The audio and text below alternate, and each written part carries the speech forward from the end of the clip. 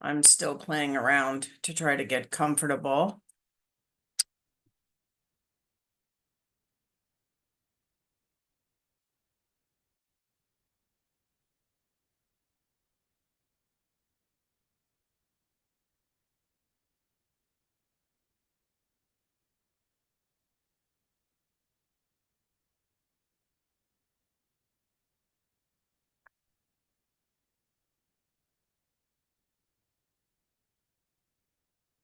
Welcome, everyone.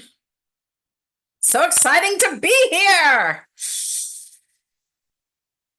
So much good information.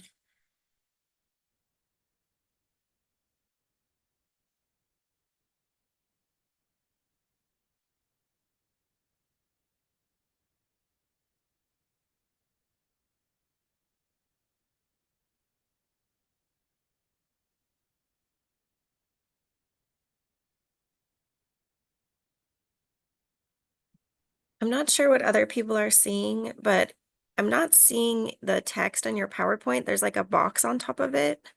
Can you see it now? Yeah. And you have two screens shared, one with your video and then one with a PowerPoint.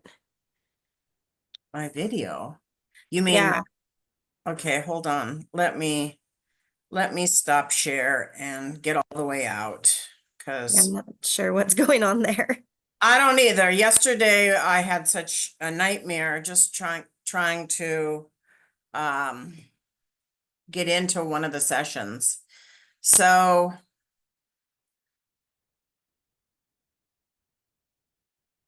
okay, so can you see the PowerPoint now?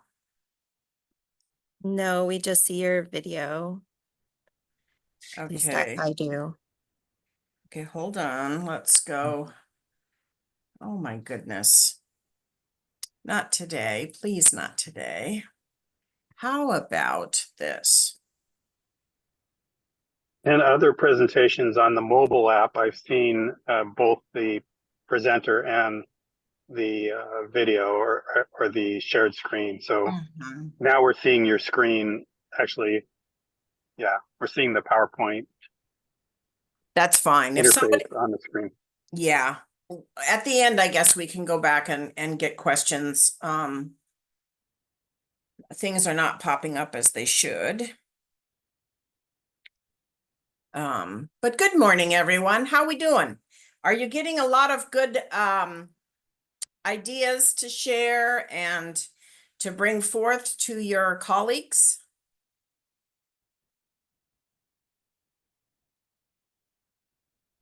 I am. One that got me really interested after I thought about this, because I'm sure you're being hit with this question, is the accessibility and tagging of images and making sure everything is correct in your courses. So it got me to thinking there's got to be some alt text to scan images, and I've been finding quite a few of them. So I'm going to bring that to the admin meeting that the Canvas admins have. And there's one that we could come about if we have to purchase one that could be a shared use. That's a good point. I'm going to talk about the AI generative alt text in a little bit. I find that most often I have to edit them. I don't think. I'm sure 100%, but the hardest one is just maybe accounting and the sciences are the ones who are going to have the most difficult, because how do you describe a graph and an image for a quiz? So, but that was interesting. So good. Thank you for adding that. All right, we are a few seconds away from 11 o'clock, and I like to be on time. So here we go. It's 11 o'clock. Welcome, everyone. Today, I'm going to talk about AI as a transformative tool for real-time curriculum development. And I can remember in the 70s when I was teaching, and the first computers were around with all the cards, and I thought, oh, brother, how am I going to master this? Well, that was a long time ago, and I'm having a blast with Gen AI, and I'm enjoying what it can do for me, but also what it can do for students. So let's get started. Good morning. My name is Michele Lesmeister. I work at Renton Technical College. Some of you know me from Reading Apprenticeship and other state initiatives that I have worked on.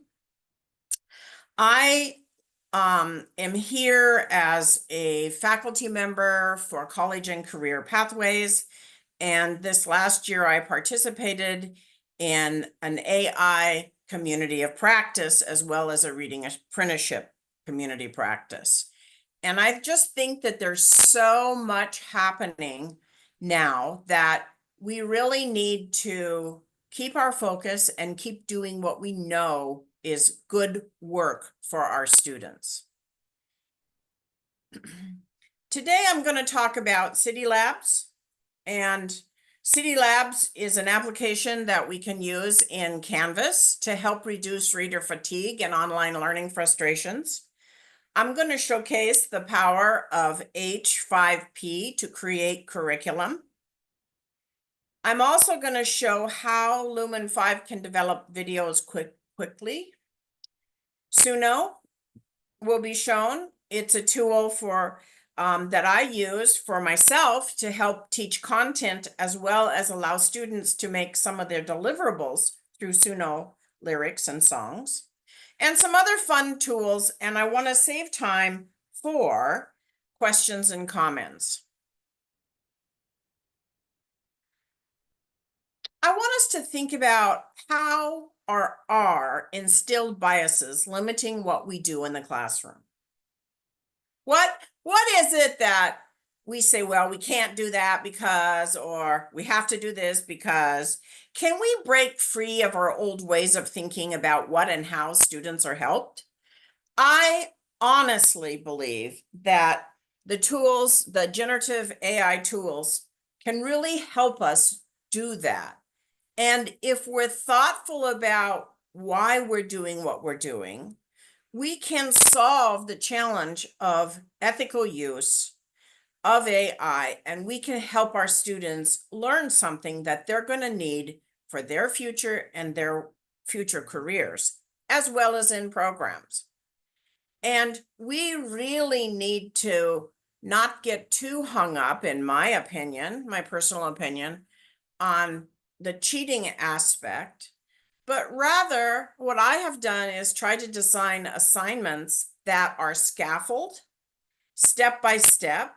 And so there's no reason behind cheating. We don't need to cheat to do well. We don't need to cheat to show that we're learning something and meeting an outcome. So I guess I've changed 180 degrees on this fact. I was so worried about people copying from ChatGPT, and now I've just redesigned my course to be more scaffold, more step-by-step, and I see a lot of their work.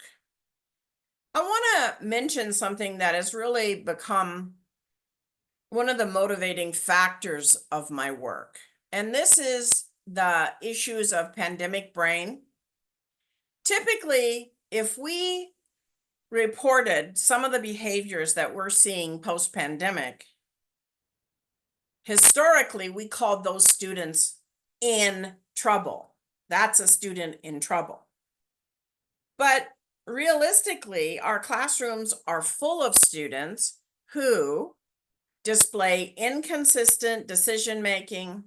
They quickly become overwhelmed with long texts. They're not following directions on assignments. They're missing more assignments than before the pandemic, and they have trouble engaging in conversations.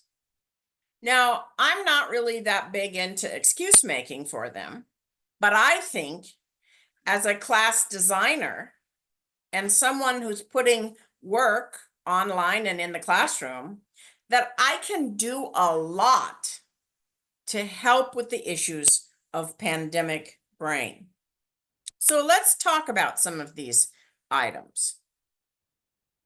Design Plus is a Canvas add-on with Citilabs. And I understand, I think in April or May, I did a presentation and I asked for the data on how many colleges used it. And I was told that 6 colleges have purchased this for their faculty to use. If you are a faculty member and you are designing your own classes, or you are an ed designer, curriculum designer, this tool is so helpful for allowing the students to have information presented in a chunked manner, in a manner that's easy to read. So how it works is you can open any Canvas page, and when you click on edit, this tool, Design Plus Citilabs, opens, and then you design with the learner in mind. At first, I thought it was just too much. I couldn't handle all of the options. And I slowly started adding 1 or 2 things to my classes. And now I have a complete toolbox that I can use easily and plug in new assignments quarter past quarter. And it really, the students are loving it. Let me give you an example. Citilabs helps design and present a clean, clear content page that is easy for students to navigate.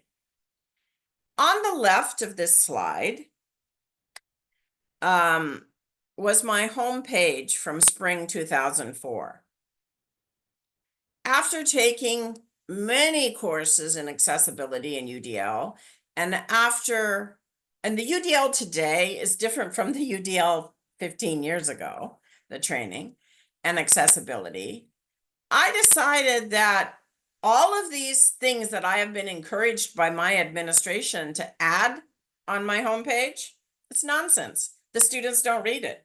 So why would I put something on there that the students don't really care about?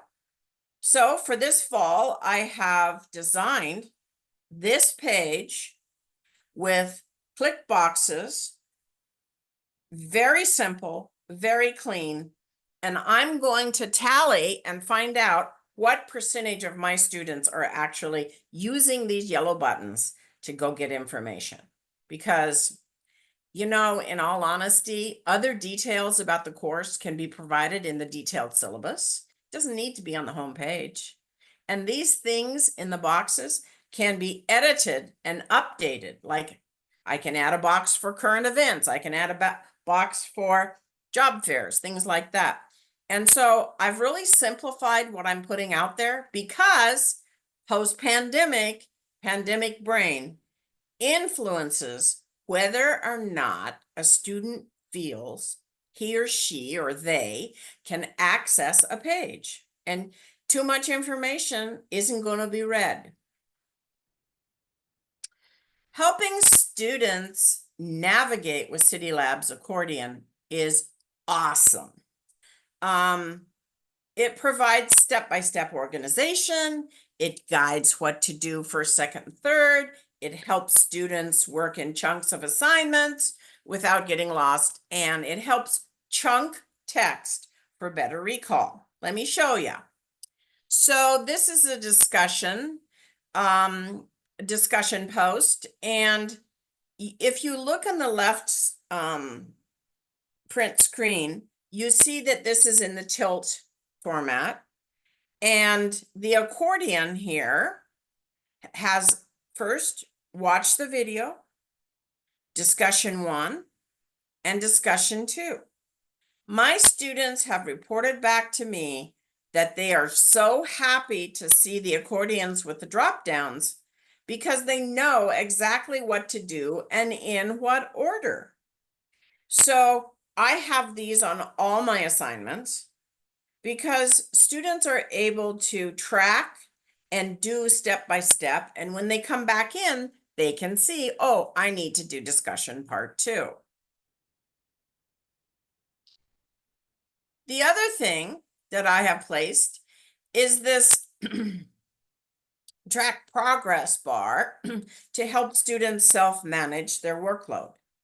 I bet you many of you get students emailing, what am I supposed to do next? And this gives you the date and the part of the total. It's a beautiful bar, and the icons of the task type. And so students can see very clearly at the top of the assignment where they are in the stream of tasks. And it's been very helpful because they know that this is an assignment. This is a page of reading. This is a discussion post. Do you mind putting your slides into presentation mode so they're a little bit bigger for people to see? Oh, sure. Okay, so hold on. So you mean just go from the beginning? You don't necessarily, I'm not sure if you need to go back to the beginning, but if you put it in presentation mode, you'll be able to see them a little bit bigger. Oh, I'm sorry. There must be small, huh? Yeah. Okay, let's try this. How's that?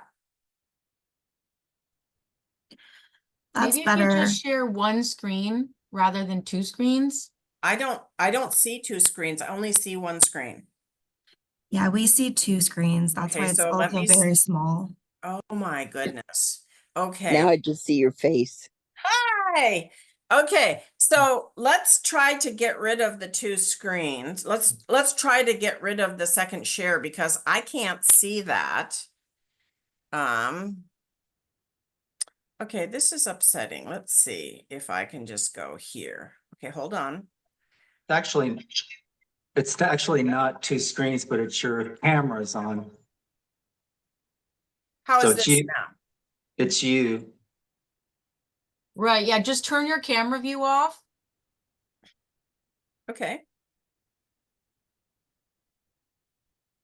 How are we now? Now I see your big name. Oh, brother. Guys, I'm sorry.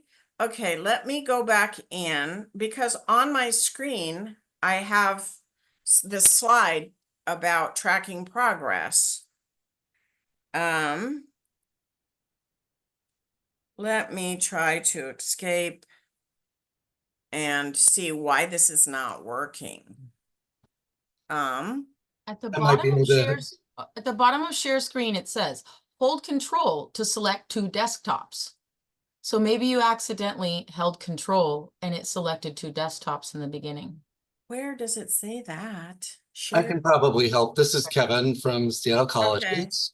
When you Right. click share, Mm-hmm. we can walk through this together. When you click share, over to the right under layouts, Mm-hmm. you just want that first box to be clicked. Is that what clicked, or is it the third box that's clicked?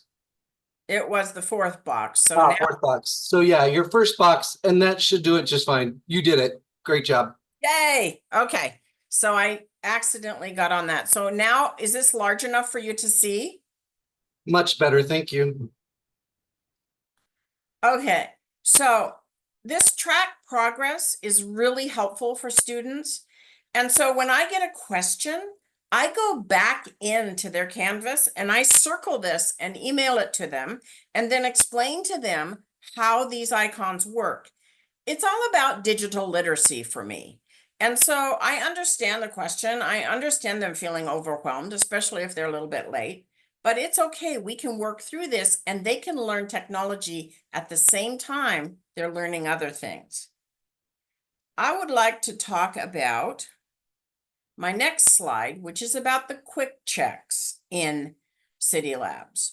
So I started to use quick checks for simple ways to encourage and support student learning. These quick checks, they never go into the grade book, but they just help students get a little stroke of encouragement. And encouragement is a retention strategy. Rigor and high expectations take scaffolding. And scaffolding, part of being a good scaffolder is to keep people in the game. So these quick checks, and then what I use them for is in the announcements. And in my Zoom sessions with my class, we talk about the quick checks and the discussions about the video. Next, the popovers. If you haven't used popovers to help self-check, or you're just still using all the questions and then you're putting the answer key at the bottom for the students to check, this is really a great tool in Citilabs. And I give them the answers and they just run their cursor over the word answer and up pops the answer so they can get immediate feedback. I have students telling me that sometimes they don't get feedback from their teacher for a week or two. I think that students in this day and age need feedback often and regularly. Let's talk about H5P. It's an open source content collaboration framework based in JavaScript. And H5P is an abbreviation for HTML5 package.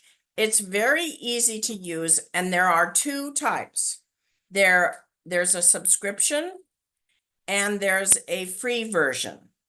The free version is h5p.org. The subscription version is h5p.com.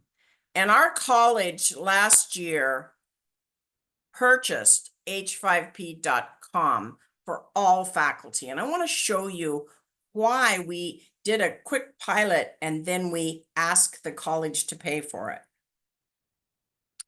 So one of the coolest things about H5P paid for version is something called Smart Import.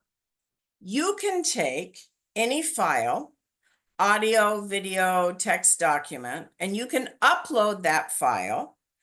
You can choose a web page or a YouTube video and you can import that, or you can cut and paste text and paste it in. And what happens is that you actually get this text or this video into this smart import. It will, and I'll show you some actual assignments generated by this, and it will allow you to do many different types of learning activities, which can be supplemental or can be graded and imported into your Canvas gradebook. So for me, I have a very diverse population and my students are always asking for extra practice. I need extra practice on vocabulary. I'd like to check my comprehension. I'd like to learn how to do drag and drop with the vocabulary so I can make sure that I'm doing the vocabulary properly. So in each weekly module, I have something called supplemental texts and exercises. And these were all generated by H5P. And the students will click on this, and I'll show you in just a minute what it looks like. But I always put additional assignments. These are for them to do and for them to learn. I don't grade any of them. So there's a lot of work that is optional in my class, but students fall in love with this very quickly. They also have a beautiful H5P interactive book that gives the full meal deal. And, you know, it's a text. Now let me go to it and let's see if it will open properly. And you can see this. Can you see this article? No? Maybe you reshare. Okay, stop share. Hold on. Gosh darn it. Here we go. That's one thing I wish Zoom would fix. Okay, so what this does is it takes entire articles or video and put them in an interactive book. And students will see that this book has 8 pages. They can read online. They have a glossary to do. They click on that and they get the definition of the term for those building vocabulary. There's concept cards, vulnerable, okay? They get immediate feedback, a definition. They get a quiz, comprehensive quiz. So the combination of rising temperatures and aging population will lead to a significant increase in older people exposed to extreme heat by, I'm going to say, climate change. I don't know. Okay, so I'm going to ask it to check. Uh-oh. They wanted a year. Okay. Drag and drop. You just pull these over. Students love these exercise. They don't cost them anything. Discuss the risks and vulnerabilities of older people to extreme heat. It gives them language to use on a topic. And that's one of the things, and I'm going to talk about the key points in just a minute. But it also shows how they did. What was their scores? All right, let me go back to the presentation. Is that available in the free version or not? No. So the cost of it, this software comes from Norway, and the cost is based on the number of students that you're serving or that you're giving access to. So it's expensive, but it's really good. Now, let me go to my next slide and I'll show you why I love this. I use it in every week's work. So H5P is a jumping off point for much of my work. And I use the summaries of the weekly articles to teach students how to write a clear and specific 25-word summary of the entire article. Now, I used to do a think aloud, and then we would do a brainstorming together, and then the students would get a list of ideas, and then they would try to actually write a 25-word summary. And most of the time they were 50 words, and then I'd show them how to cut duplication and redundancy and get it down to 25. Now, what I do is I use just the summary portion of that and place that for students to use just a AI-generated summary as the beginning of their beautiful 25-word summary. I use the key points as starters for teaching students how to write analysis sentences. And I demonstrate the differences between abstract, key points, and summaries so students learn the terms and applications. And then I provide an entire new article for them to do this on. Some examples: you've got dialogue cards, which are concepts. You've got drag the words, which is vocabulary building. You've got 25-word, you've got major summary, key points, and abstract. These are very important ways for students to learn and become experts at writing and speaking in their fields. You know, I have students who can have conversation. Their English is, when they come into my Writing 100 class, their English is about a 5th or 6th grade level. They're finishing the quarter at a much higher rate because we do Microsoft Word readability checks on their writing, and they're between 9 and 12. So it really teaches them syntax. It teaches them how to write better. Grades can be directly imported from some of these activities into Canvas and can be embedded. There's some, you have to use the external tool to import it, but that's easy. I want to talk a little bit about ChatGPT. You know, I will be honest with you. ChatGPT, people say, well, that's what I use. I use ChatGPT. That's cool. I do too. And I use it almost every day for a variety of things. But what I love is the power of taking these tools and scaffolding them.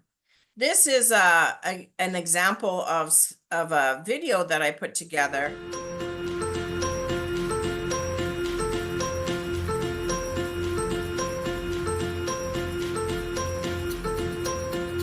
So what I did was I asked ChatGPT to tell me about academic English. And then I took the text, cleaned it up a little bit, and put it into Lumen 5, which made this video, which is colorful and easy for students to watch. You can also do voiceover.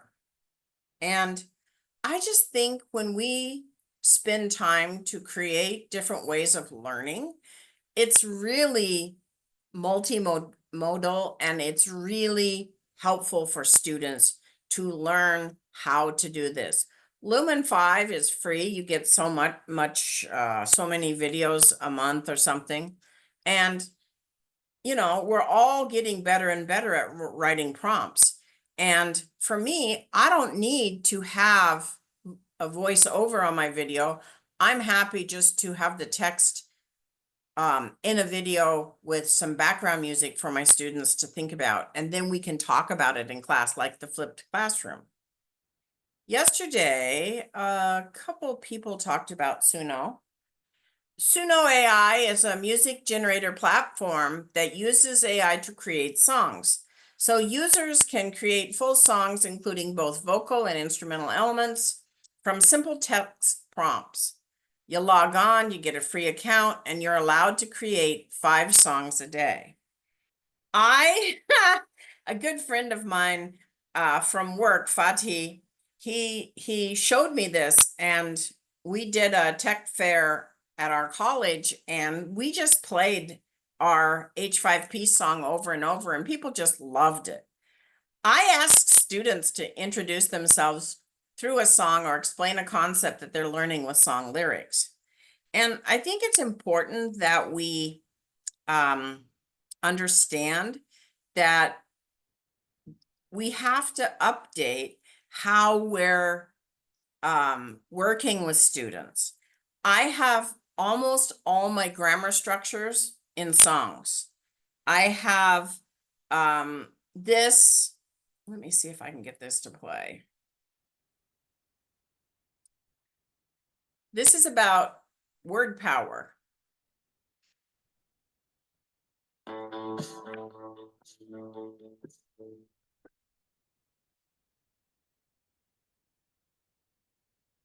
They shape our world today. Gotta use them in the right way. In college and in work, grammar mistakes might hurt. Communication sets you free, flowing like a melody. Clarity in every word, how to always to be heard. Language I understand, tells you make a stand. In your mind takes flight, guides you to light. So my point is that music is something that really appeals to students, and something that we can generate with AI to help students find new ways to learn. And we know that students have always loved music of one sort or another. And I did a blood pressure one. Let me see here. Hey, let's talk about blood pressure. It's a measure of our health. We've got to keep it in check. It's our body's silent self. 2 numbers that we measure, systolic and diastolic. High levels can be a problem. They can make our hearts tick-tock quick. Keep those numbers low. Avoid a stroke. Eat fewer fatty foods. That's the way to go. So I asked students to give me 10 random words. And I just typed them in to ChatGPT. And then I tell ChatGPT to write an educational song or an advertisement jingle or something, whatever it is that we're doing. I read and edit the lyrics and then upload it to suno.com, and we get music. And the students, they went wild, and they were creating 5 songs a day for their family members and for themselves. So that I think is a really nice free is good option. I want to talk about some other ideas and apps that I have used. I think the AI illustrations can be interesting, and we can start conversations by having them. We did a professional development for our PD Friday on how to organize your paperwork for your professional technical certification. And Glenda, who was making the presentation, I just went to ask to create an image. I think I did this on Adobe Express. Create an image of a woman dressed like a file cabinet. And it's fun. It makes people think. It's something different to engage visually with. And there's humor in these. And so I think that's really important that we show our classes and our peers that we're actually doing this work. I do say that I am very careful about using AI generated alt text.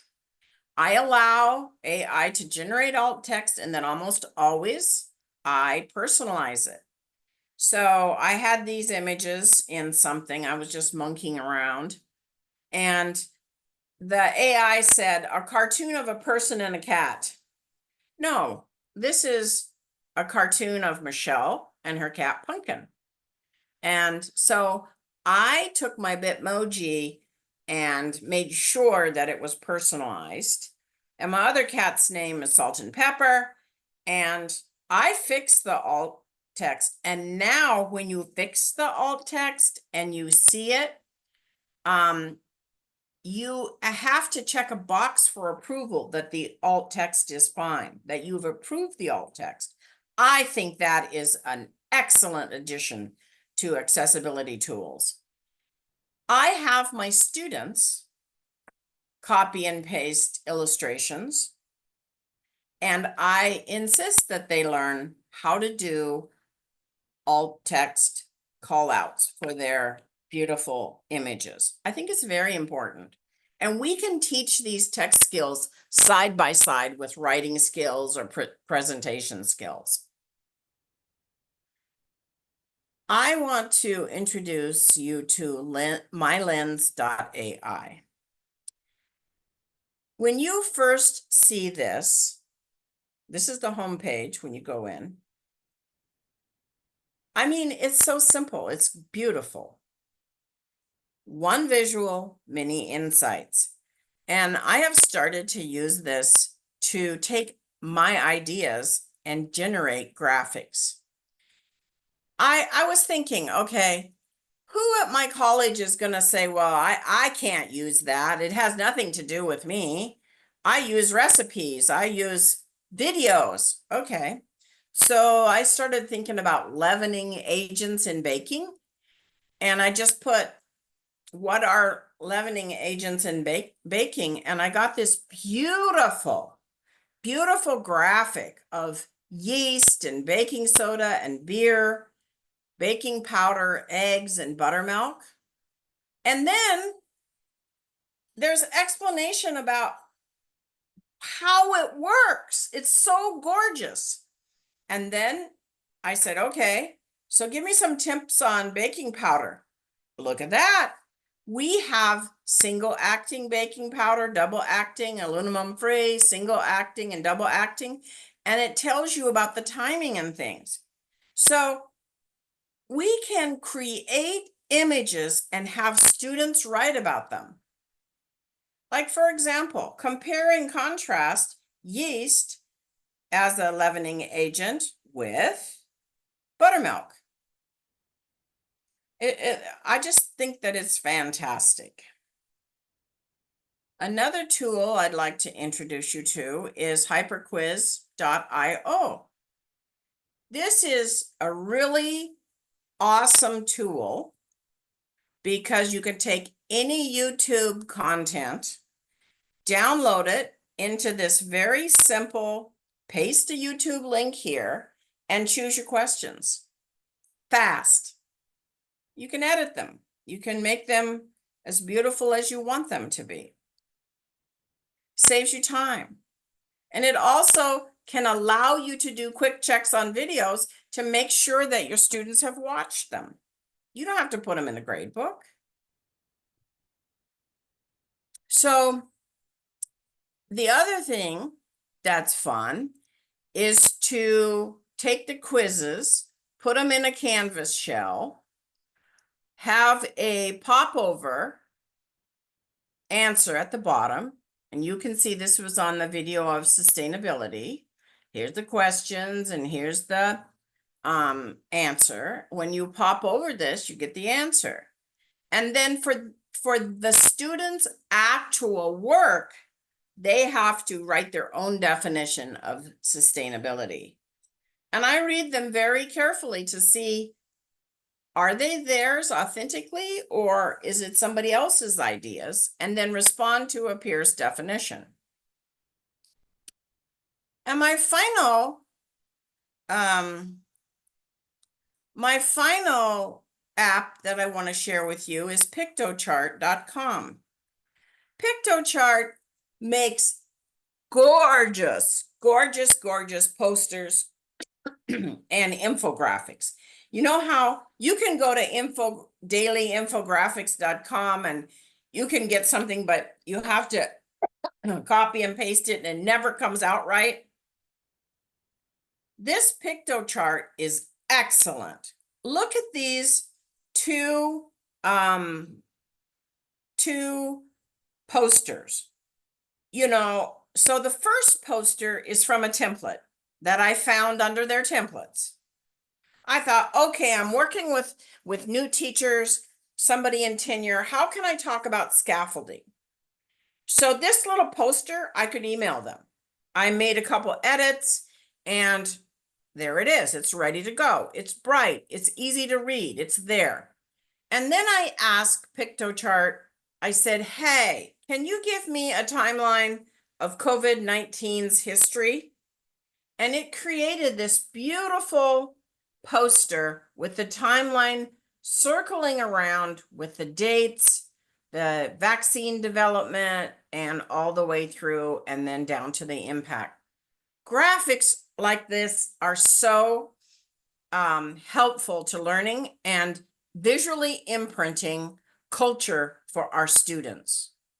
I think images oftentimes are more effective than text. And so I use these in my class, and I've started asking students to do an analysis of a graphic each week with an analysis sentence telling me, one, what type of graphic it is, what is the description of the data, what's the interpretation, and what's the implication for their lives. And they're getting to be really good at writing analysis sentences. Okay, that's a lot of information. I want to make sure to be available to answer questions and to give whatever help I can. So please let me know if you've got comments or questions.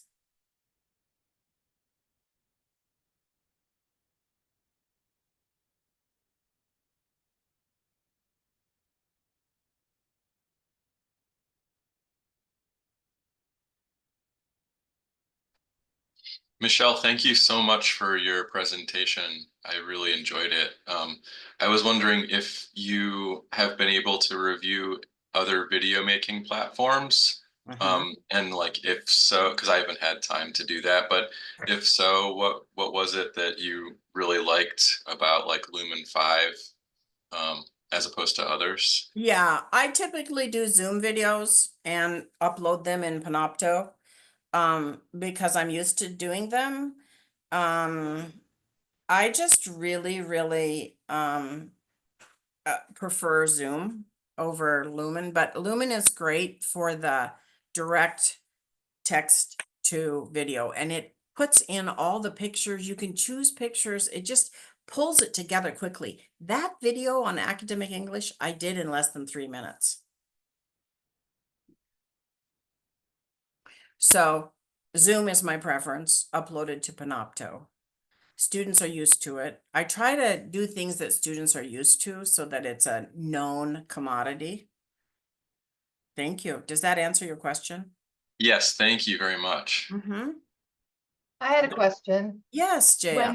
When you upload your Zoom video into Panopto, which is something I've never heard of until this minute, do you do that because the Zoom goes away and then the Panopto can save it for future modules or future courses? Yes. Okay. Yes, absolutely. And I do that every day. I have a hour lecture for my classes and I post that in a section of my module that's Zoom for the day with lecture notes for the day for accessibility. And I always upload it to Panopto, and sometimes the Zoom ones disappear when they go into the cloud. And Right. if I immediately put it into Panopto, then I've got it. We'll have to check that out. Thank you. Yes, I very know- easy. I Make know sure too- that when you upload to Panopto that you change the settings to be public. Oh, thank you.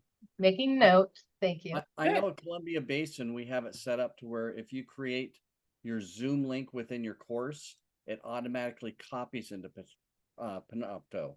Oh, that's The cool. reason why is that the state of Washington, we have the purchase, and for additional cloud storage per college, it's very expensive. So we have the connection where things process, go over to Panopto, and then get deleted from the cloud within 30 days. I have to upload mine by hand, just by clicking a button. It takes about, I don't know, a minute or so, and then it's there. Ours doesn't work automatically.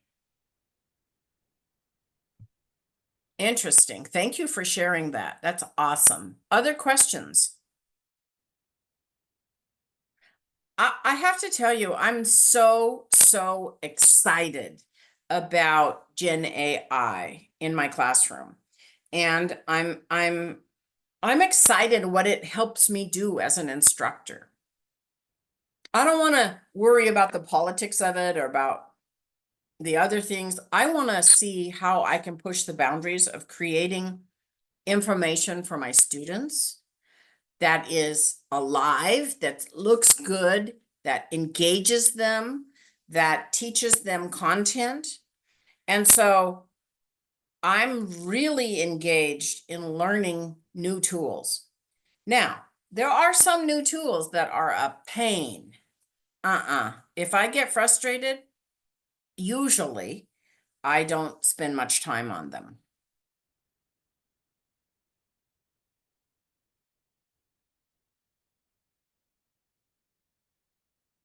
Other questions, other comments?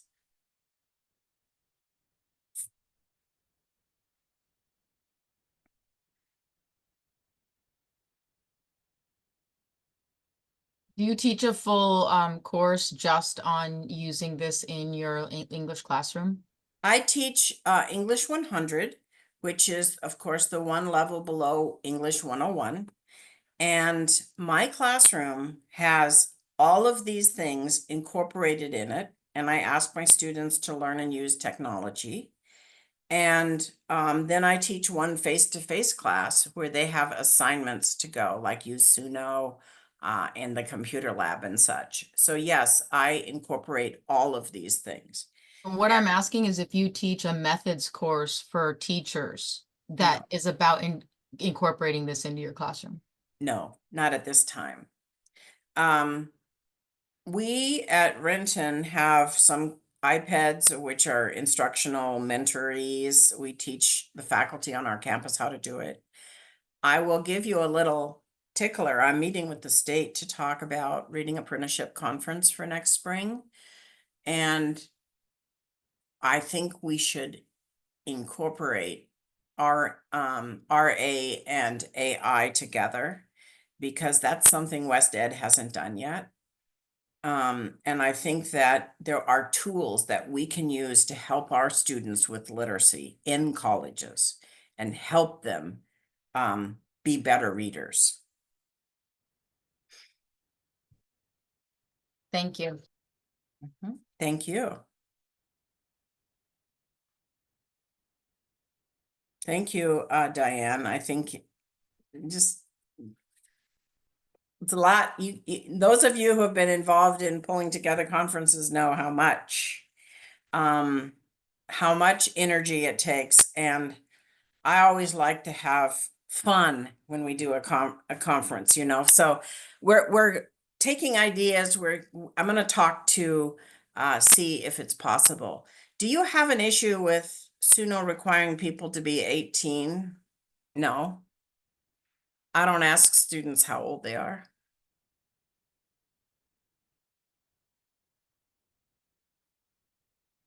Most of my students are adults. I'm sure that there are 16-year-olds that have Suno accounts. But I don't ask them how old they are. And I'm not going to monitor that kind of stuff in my class. I just really, it's up to the individual. Thank you though for asking.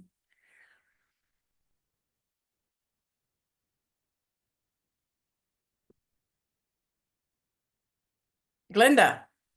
Hi, I work with Michele at Renton Technical College, and I just wanted to share that our school really advocates for all the faculty to learn these things. Each week now we have what is called PD Friday, and we have an hour session from like 9 o'clock to 10 o'clock every week. And we cover a lot of these different technology topics, and faculty can pop in and learn how to do that, use all these. And Michele has just done a fantastic job bringing us all these tools, and she walks the talks, folks. Thank you, Glenda. That's excellent. Glenda, you going to help me with the RAAI conference? Yeah, if I can. You will. Great. I think it's important. We as faculty need to keep the energy up. And, you know, I think it's kind of funny because I chose this new Zoom background, the old school. I don't consider myself an old school teacher.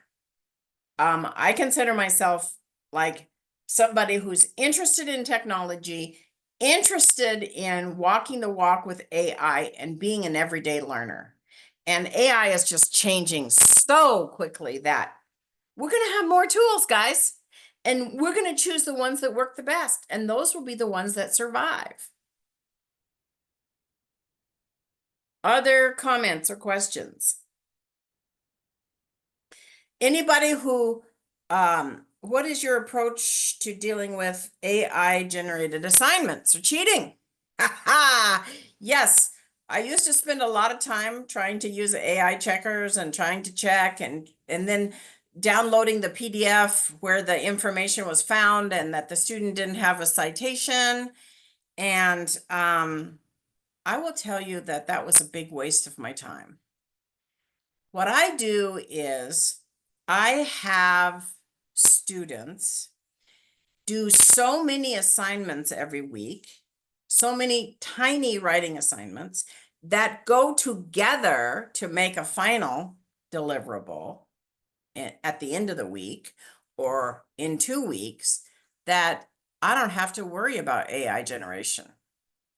And what I do when I find something that looks like it's not quite theirs, I ask for a Zoom meeting and we talk about their ideas that they put forth on paper. And I tell them and I encourage them, I really want to hear your voice. Make me feel what you're writing. And that has gone a long way. Scaffolding, scaffolding, scaffolding, modeling, modeling, modeling. And I tell them, I won't give you an assignment unless I have written one myself in my own way. And it forces them to put something forth. Oh yeah, and the other thing that I do the first 5 weeks, they can submit any assignment as many times as they want to be regraded. So they can see that I'm more interested in their process of writing and their authentic voice. And if I get something that comes from, it looks like ChatGPT, I send them a comment. I don't see you in this passage. I don't see you in this sentence. I don't see you in this paragraph.